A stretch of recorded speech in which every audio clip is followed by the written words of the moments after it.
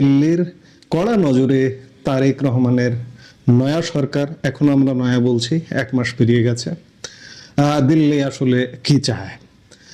বিশাল একটা ঘটনা পরিক্রমার মধ্য দিয়ে গত 1.5 বছরের অস্থিতিশীল বাংলাদেশ, আওয়ামী লীগ সরকার পতন পরবর্তী সময়ে এবং একটা নির্বাচন, নানা নাটকীয়তার মধ্য দিয়ে একটা নির্বাচন হয়েছে। এবং নির্বাচনটাও যদি পরিপূর্ণ নির্বাচন বলেন তাহলে ভুল বলা হবে, কারণ বাংলাদেশের একটি বৃহৎ রাজনৈতিক দল আওয়ামী লীগ এই নির্বাচন থেকে আওয়ামী লীগকে কার্যত বাইরে রাখা হয়েছিল, যার দরুন নির্বাচন নিয়ে কথা থেকেই যায়।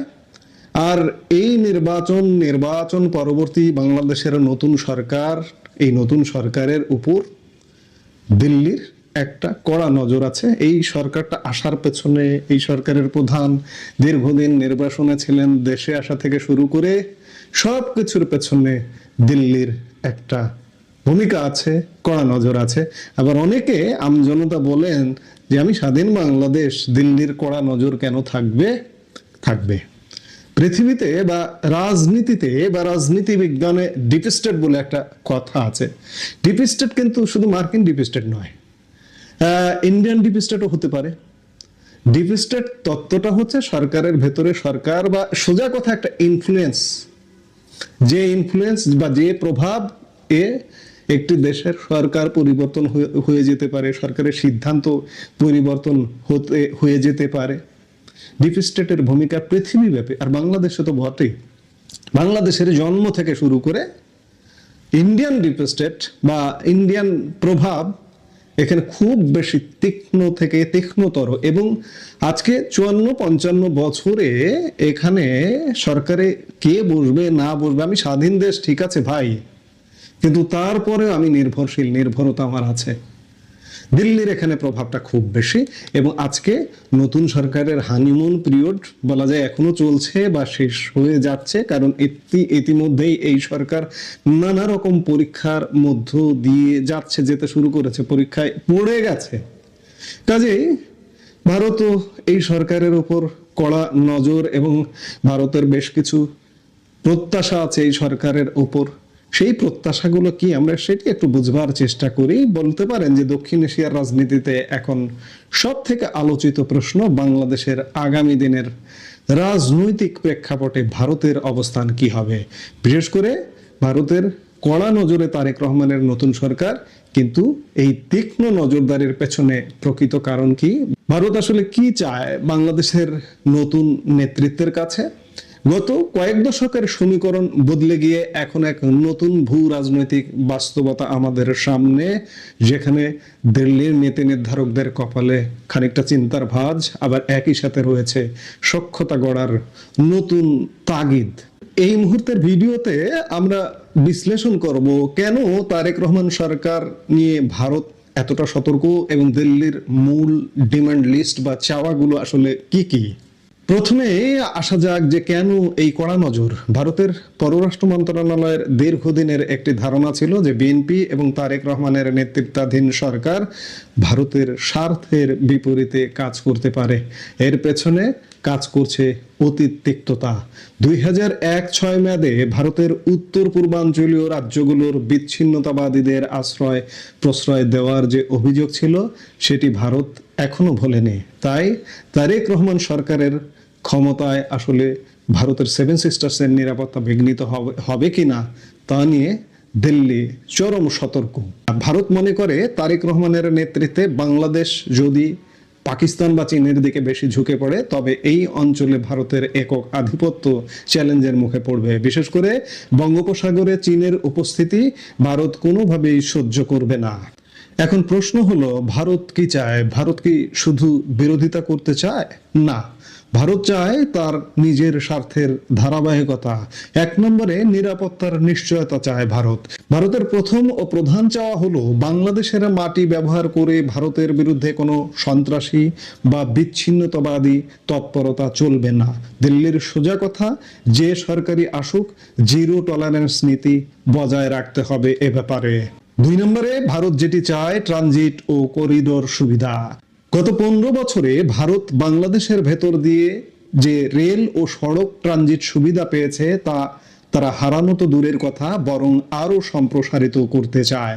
তারেক রহমানের সরকার এই সুবিধাগুলো বজায় রাখবে কিনা তা নিয়ে ভারতের গভীর পর্যবেক্ষণ রয়েছে। 3 নম্বরে সংখ্যালঘু সুরক্ষা। ভারতের ঘরোয়া রাজনীতিতে বাংলাদেশের হিন্দু ধর্মাবলম্বীদের নিরাপত্তা একটি বড় ইস্যু।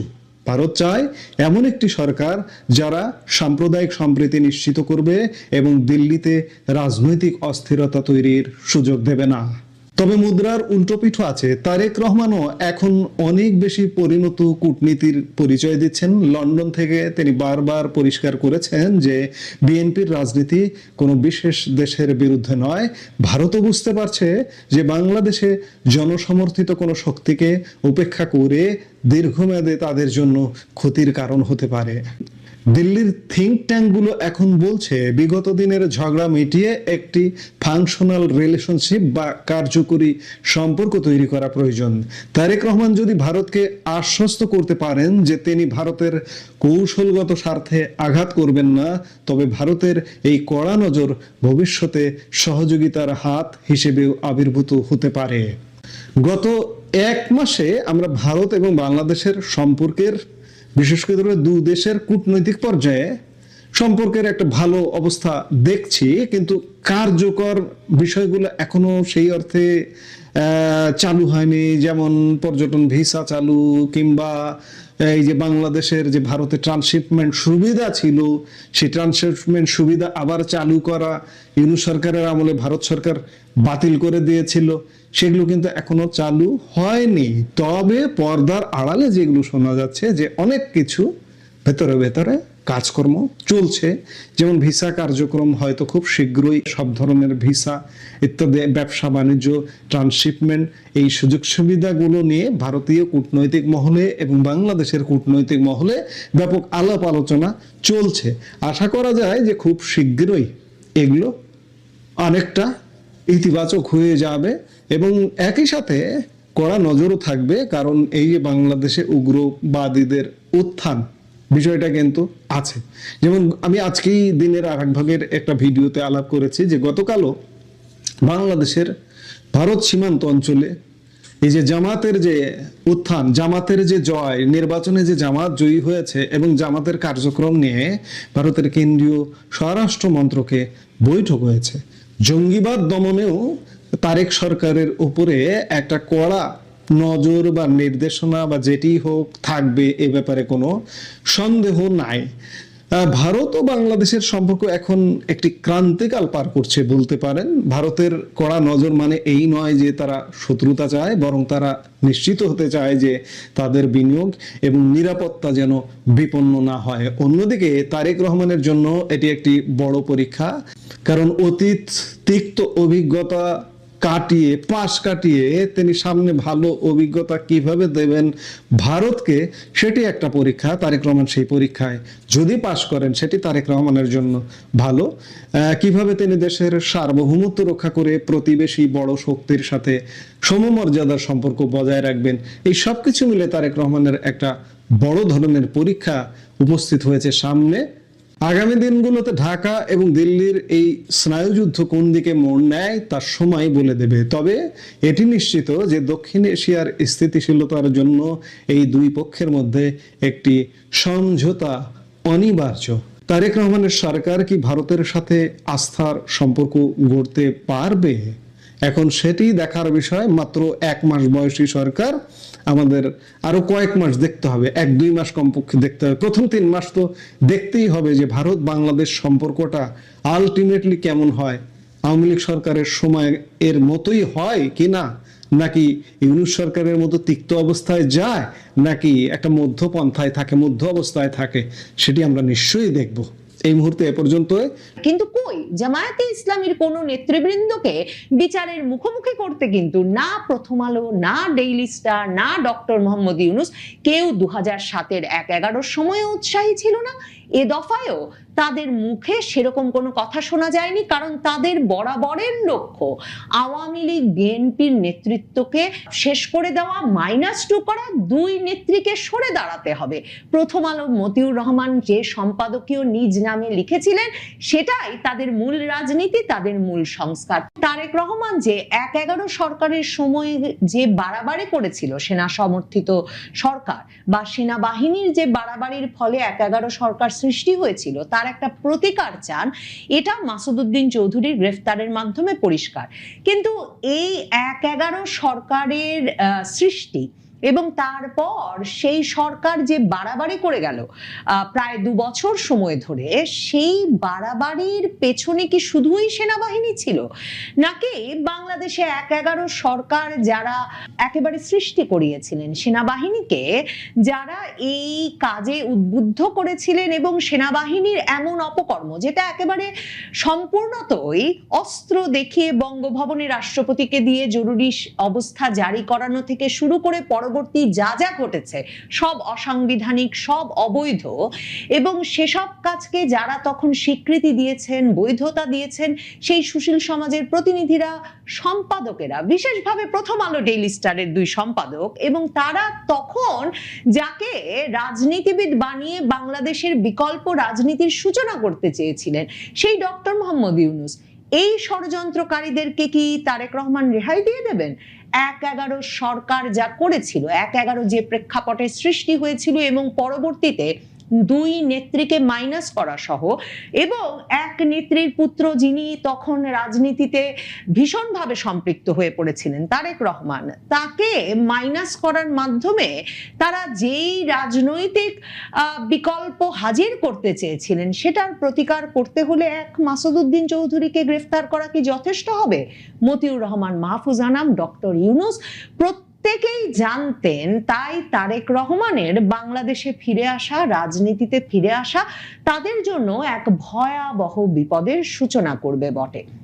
এবং সে কারণেই তারেক রহমানের দেশে ফেরা নানা তরফ থেকে ক্রমাগতভাবে বাধাগ্রস্ত হয়েছে 2025-এর ডিসেম্বর পর্যন্ত, এবং তারপর মার্কিন যুক্তরাষ্ট্র, ভারতের মতো অত্যন্ত শক্তিশালী পক্ষ এবং সেনাবাহিনীর একটি অংশ, যাদের আর কোনো উপায় ছিল না তাদের ক্ষমতা ধরে রাখতে, সেনাপ্রধান ওয়াকারুজ্জামান অংশটি, তাদের একরকমের সমর্থন নয়, তাদের সরাসরি সমর্থনে শেষ পর্যন্ত তারেক রহমান ফিরতে পেরেছেন। আর যখন তারেক রহমান ফিরবেন বলে বুঝেছেন মতিউর রহমান, মাহফুজ আনামেরা, তখন তারা ছুটে গেছেন তারেক রহমান প্রত্যাবর্তন কমিটির সভায় এবং গিয়ে অত্যন্ত আবেগপ্রবণ হয়ে বলেছেন যে বিএনপি সরকারের আমলেই, মতিউর রহমান বলেছেন, যত সরকার বাংলাদেশের স্বাধীনতার পর থেকে এই 50 বছরের ইতিহাসে আছে, তার মধ্যে বিএনপি সরকারের আমলেই নাকি সবচেয়ে স্বাধীন ছিল বাংলাদেশের সংবাদ মাধ্যম। এবং মাহফুজ আনাম বলেছেন সারা জাতি অধীর আগ্রহে তারেক রহমান প্রধানমন্ত্রী হবেন এটা নিশ্চিতভাবে জেনে নির্বাচনের জন্য অপেক্ষা করছেন। অথচ এই মতিউর রহমান 1/11 যখন সৃষ্টি করেছিলেন, এই মাসুদ উদ্দিন চৌধুরী আর মইনু আহমেদরা, খালেদা জিয়ার নিয়োগ করা সেনাপ্রধান এবং খালেদা জিয়ার আত্মীয় বিশ্বস্ত 9 ডিভিশনের জিওসি মাসুদ উদ্দিন চৌধুরীরা, তখন একে স্বাগত জানিয়ে মতিউর রহমান নিজ নামে কলাম রচনা করেছিলেন, যেখানে তিনি বলেছিলেন 2 নেত্রীকে সরে দাঁড়াতে হবে।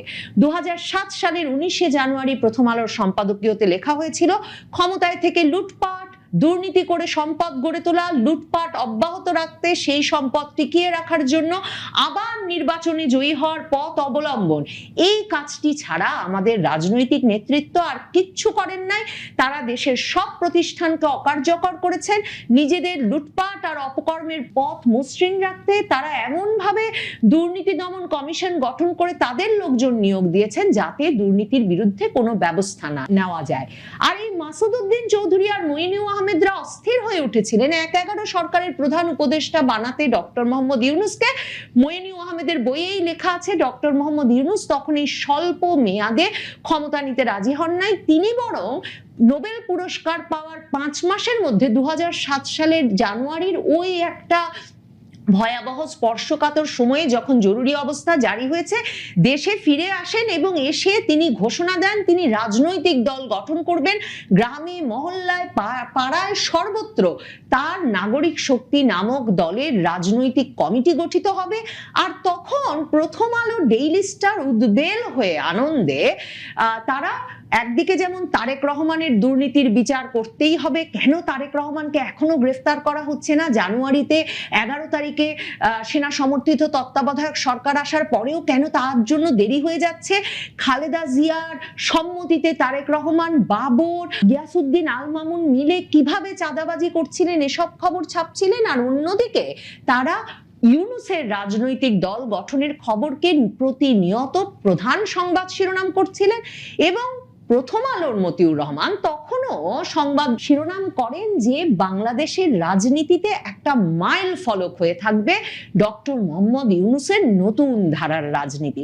এবং এই যে -2 ফর্মুলা, এ বিষয়ে কোনো রাগঢাক করতে পারে না প্রথম আলো। প্রথম আলোতে মতিউর রহমান দুই নেত্রীকে সরে দাঁড়াতে হবে, কেন সরে দাঁড়াতে হবে এসব বিষয়ে ক্রমাগত সমর্থন দিয়ে নানা রকম খবর এবং সম্পাদকীয় ছাপতে থাকে। মতিউর রহমান তার নামে লেখা মন্তব্য প্রতিবেদনেও লেখেন যেমন দুই নেত্রীকে সরে দাঁড়াতে হবে। সম্পাদকীয় লেখা হয় যে সেনাবাহিনীর যে অবস্থান 1/11 সরকার গঠনের মাধ্যমে তাকে প্রথম আলো স্বাগত জানায়। বিগত বছরগুলোতে দেশে যে পরিমাণ দুর্নীতি ও রাষ্ট্রীয় সম্পদের লাগামহীন লুটপাট হয়েছে, দেশবাসী সেই অপকর্মের সঙ্গে জড়িতদের শাস্তি ও বিচারের মুখোমুখি দেখতে চায়।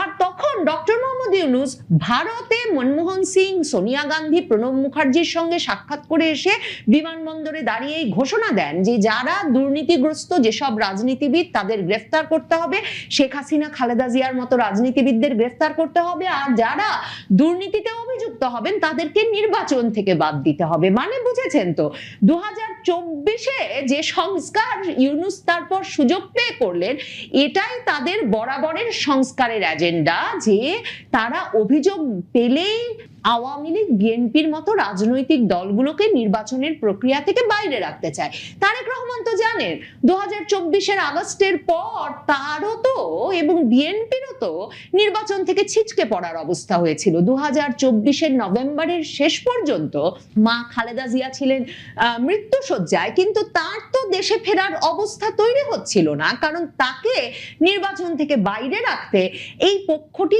কতটা সক্রিয় ছিল সেটা তারেক রহমান জানেন। তারেক রহমান এটাও জানেন তখনও কিন্তু জামায়াতে ইসলামী এই পক্ষের ঘনিষ্ঠ ছিল।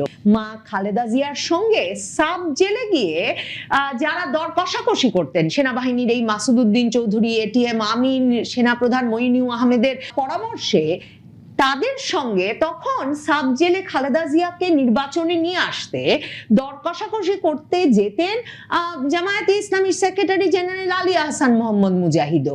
মানে তারাও ছিলেন 2001 থেকে খালেদা জিয়ার সঙ্গে সরকারে, কিন্তু কই জামায়াতে ইসলামীর কোনো নেতৃবৃন্দকে বিচারের মুখোমুখি করতে কিন্তু না প্রথম আলো, না ডেইলি স্টার, না ডক্টর মোহাম্মদ ইউনূস কেউ 2007-এর 1/11 সময়ে উৎসাহী ছিল না। এ দফায়ও তাদের মুখে সেরকম কোনো কথা শোনা যায়নি, কারণ তাদের বরাবরের লক্ষ্য আওয়ামী লীগ, বিএনপির নেতৃত্বকে শেষ করে দেওয়া, -2 করা, দুই নেত্রীকে সরে দাঁড়াতে হবে। প্রথম আলো মতিউর রহমান যে সম্পাদকীয় নিজ নামে লিখেছিলেন সেটাই তাদের মূল রাজনীতি, তাদের মূল সংস্কার। তাহলে তারেক রহমান কি সেসব ভুলে গেছেন বা ভুলে যাবেন? ডেইলি স্টার সম্পাদক মাহফুজ আনাম তিনি সরলভাবে 2016-তে আওয়ামী লীগ আমলে স্বীকার করে বসেন এক টেলিভিশন টক শোতে যে তখন কিভাবে ডিজিএফআই এর দেওয়া সরবরাহকৃত তথ্য রাজনৈতিক ব্যক্তিদের বিরুদ্ধে কোন রকম যাচাই বাছাই না করে তিনি ছেপে গেছেন তার ডেইলি স্টার পত্রিকায় সেনা গোয়েন্দা সংস্থার সরবরাহকৃত তথ্য, এবং সেটা একেবারে ভালো সাংবাদিকতা হয়নি।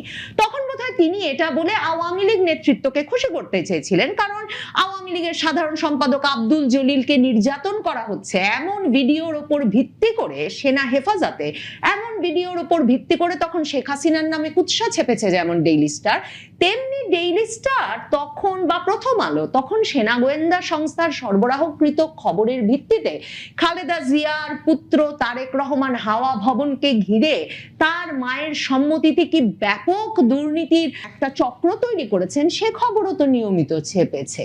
এবং ডিজিএফআই এর রীতিমতো প্ল্যান করা কন্ডুইট, ডিজিএফআই এর দালাল, ডিজিএফআই এর বসানো সাংবাদিক যে তখন ডেইলি স্টারে কাজ করছিলেন এবং মাহফুজ আনামের সঙ্গে সেই ১/১১ সরকারের সময়ে সেনা গোয়েন্দা সংস্থা মানে যারা সেনা হেফাজতে রেখে তখন ভয়াবহ নির্যাতন চালাচ্ছিলেন তারেক রহমান সহ রাজনৈতিক নেতৃবৃন্দের ওপর, তাদের সঙ্গে যে তখন একটা অন্য রকমের আন্ডারস্ট্যান্ডিং এবং ঘনিষ্ঠ যোগাযোগ ছিল মাহফুজ আনামের ডেইলি স্টারের, সে কথা কিন্তু সে সময় সেনা হেফাজতে আটক এবং নির্যাতনের শিকার পরে যিনি তারকা খ্যাতি পেয়েছেন শেখ হাসিনা আমলে সেনা হেফাজতে গুমের ঘটনা, আয়না ঘরে বন্দি রাখার ঘটনা বিষয়ে প্রতিবেদন প্রকাশ করে নিজের নেত্র নিউজ থেকে সেই সাংবাদিক তাসনিম খলিল বাংলা ট্রিবিউনে সাক্ষাৎকার দিয়ে সুস্পষ্টভাবে বলেছেন যে তিনি তখন ডেইলি স্টারে কাজ করতেন। ডেইলি স্টারে ডিজিএফআই, তারেক রহমান এবং জঙ্গিবাদের যে ঘনিষ্ঠ যোগাযোগ সে বিষয়ে একটা সংবাদ প্রতিবেদন ছাপার কারণে সে সময় তাকে সেনা হেফাজতে নিয়ে গিয়ে নির্যাতন করা হয়েছিল। আর ডেইলি স্টারের সম্পাদক মাহফুজ আনামের তখন ঘনিষ্ঠ যোগাযোগ ছিল ডিজিএফআই এর সঙ্গে এবং ১/১১ সরকারের সময় সেই কারণে ডেইলি স্টার একের পর এক কুৎসা ছাপতে থাকে ডিজিএফআই এর কাছ থেকে পাওয়া ভিডিও বার্তার উপর ভিত্তি করে।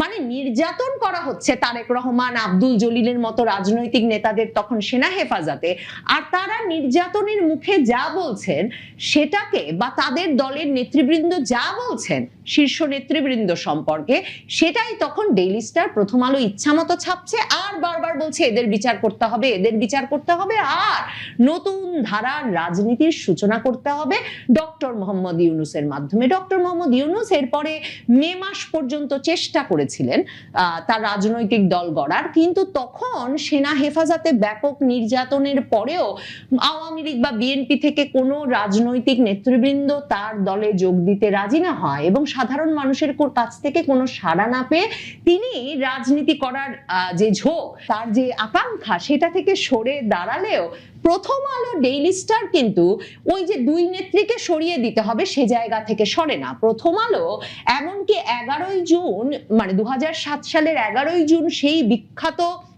মন্তব্য প্রতিবেদন তো ছাপেই যেখানে দুই নেত্রীকে সরে দাঁড়াতে হবে এবং সেখানে দেশের সামগ্রিক রাজনৈতিক পটভূমিতে দুই নেত্রীর ভবিষ্যৎ কি হবে, কি হওয়া উচিত তা নিয়ে এখন আবার ব্যাপক আলোচনা চলছে বলে মতিউর রহমান লেখেন। মানে তার ধারণা তারাই নির্ধারণ করবেন শেখ হাসিনা খালেদা জিয়া রাজনীতি করতে পারবেন কিনা এবং করলে কিভাবে করবেন। এবং মতিউর রহমান লেখেন তারা কি রাজনীতিতে থাকবেন নাকি রাজনীতি থেকে অবসরে নেবেন। দেশে চলেছে দুর্নীতি আর সন্ত্রাসের রাজত্ব, রাষ্ট্রীয় প্রশাসনের এমন কোনো ক্ষেত্র নেই যা ধ্বংস করা হয়নি। কাজেই মতিউর রহমান লেখেন বেগম খালেদা জিয়া ও শেখ হাসিনাকে বলতে পারি গত 16 বছরে আপনাদের দুজনের ক্ষমতা ও প্রতিহিংসার রাজনীতির অনেক অত্যাচার দেশবাসী নীরবে সহ্য করতে বাধ্য হয়েছে। দয়া করে আপনারা রাজনীতি থেকে সরে দাঁড়ান, নতুন নেতৃত্বকে সামনে আসার এবং দেশকে এগিয়ে নেওয়ার সুযোগ দিন। বেগম খালেদা জিয়া এবং শেখ হাসিনাকে মতিউর রহমান বলেন 2007 সালের 11ই জুন লেখা ওই মন্তব্য প্রতিবেদনে যে দুর্নীতি আর অপশাসন ছাড়া নাকি শেখ হাসিনা আর খালেদা জিয়া দেশকে দেওয়ার মতো আর কিছুই নেই।